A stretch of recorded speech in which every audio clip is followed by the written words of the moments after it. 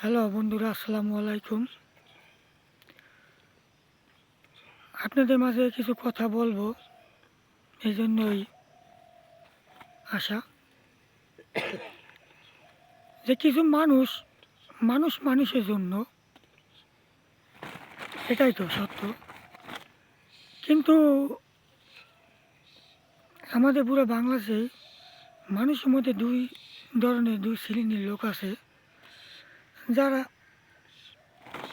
একজনের ক্ষতি আরেকজন করে, মানে একজনের ক্ষতি আরেকজন করে মজা পায়, আনন্দ পায়। যেমন আপনার কাছে ভালো থাকবে, আমার কাছে ভালো থাকবে, কিন্তু আমার কথা বা আপনার কাছে খারাপ বলবে। এই ধরনের লোক বাংলাদেশে অনেক আছে। কেউ ভালো, কেউ চায় না। আজকে আমি যদি একটু উন্নতি করি বা একটু ভালো কিছু করি, তাহলে দেখবেন যে আমার পিছে কোনো শত্রুর অভাব নাই।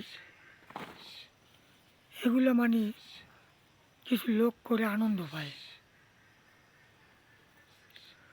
তো যাই হোক, মানুষে কী আর ক্ষতি করবে? যদি আল্লাহ ভালো রাখে, মানুষের ক্ষতি দিয়ে কিছুই